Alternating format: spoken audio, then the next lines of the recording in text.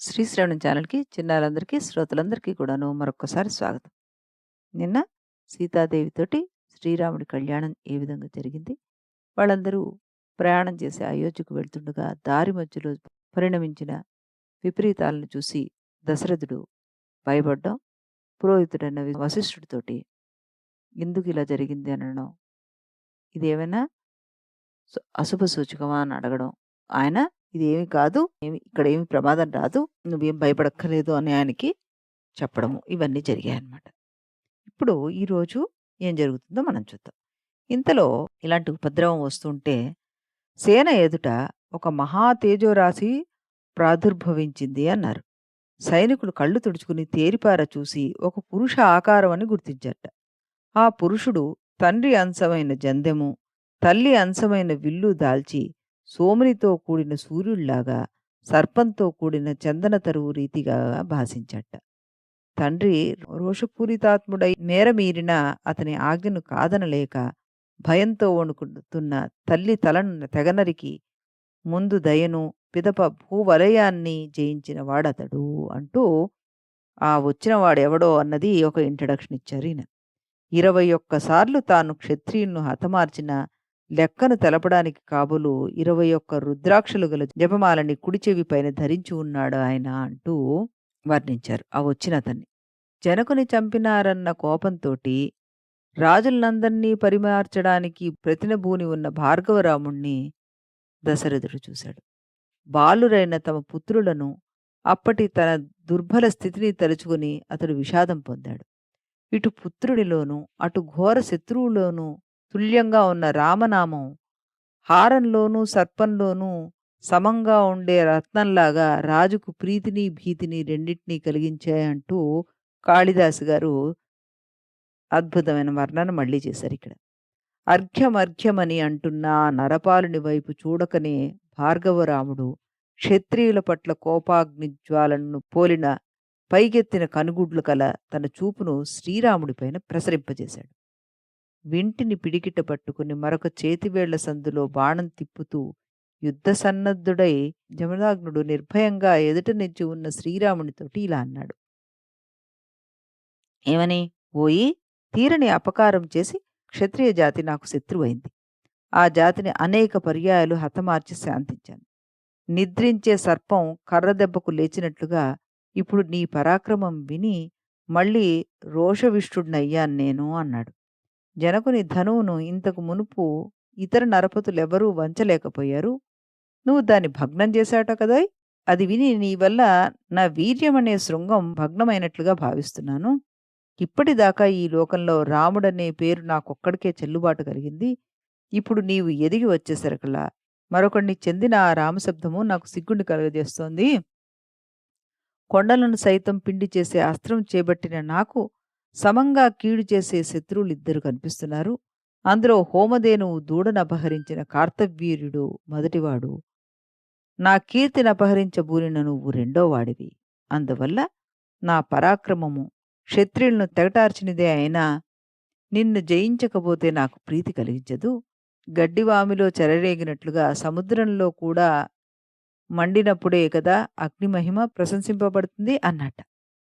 పైగా నువ్వు విరచిన ఆ శివధనస్సు ముందే విష్ణుతేజం వల్ల బలహీనం చేయబడిందని తెలుసుకో.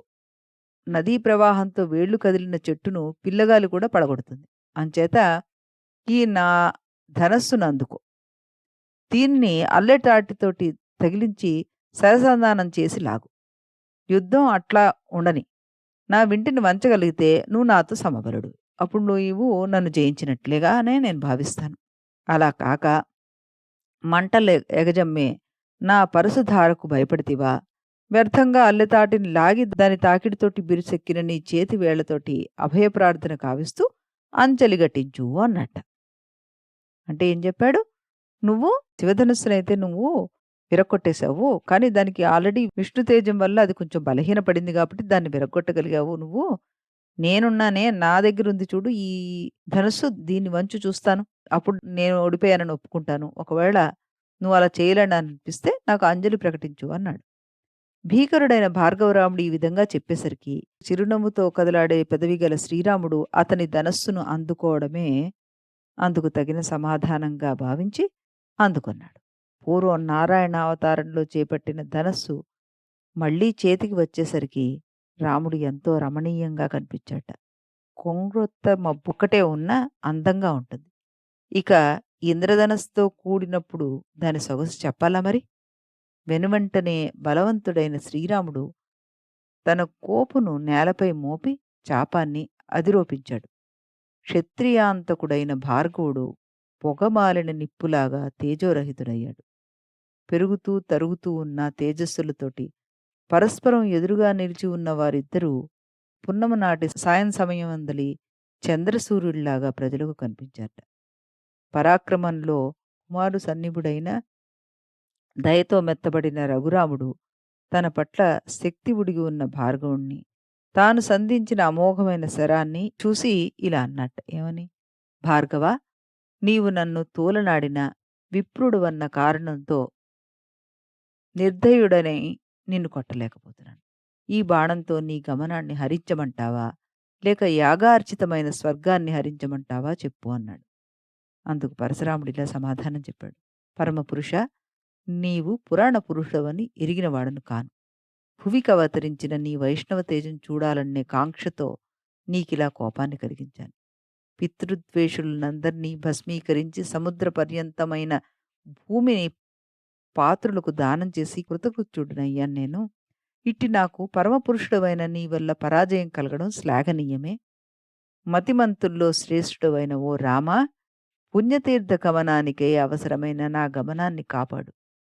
నాకు భోగకాంక్ష లేదు. అందువల్ల స్వర్గ మార్గాన్ని అరికట్టినా నేను బాధపడను అన్నాడు.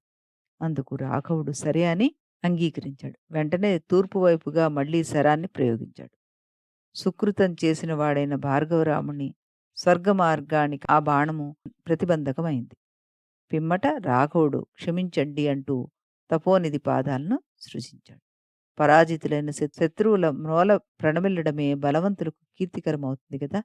తదుపరి భార్గవరాముడు రఘురాముణ్ణి చూసి, తల్లి నుండి నాకు సంక్రమించిన రాజస ప్రవృత్తిని తొలగించావు.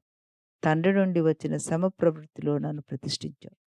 నీ కోరిక మేరకు స్వర్గహాని కలిగిస్తూ నీవు చూపిన ఈ నిగ్రహం నిజంగా నా పాలిటి అనుగ్రహమే. ఇంక నేను వెళ్ళొస్తాను. దేవకార్య నిర్వహింపనున్న నీకు అవిఘ్నమగుగాక అంటూ చెప్పి అక్కడి నుంచి అంతర్ధానమయ్యాట ఈ భార్గవరాముడు. అతడు వెళ్ళగానే దశరథుడు విజయశాలి అయిన శ్రీరాముణ్ణి స్నేహాతిథయంతో కౌగిలించుకున్నాడు. తన కుమారుడు పునర్జన్మ పొందినట్లుగా భావించి సంతసించాడు ఆయన. దావానలంలా చుట్టుముట్టిన చెట్టుపై కురిసిన వానలాగా క్షణకాలం దుఃఖానికి గురైన అతనికి ఎంతో సంతోషాన్ని కలిగించింది ఈ సంఘటన.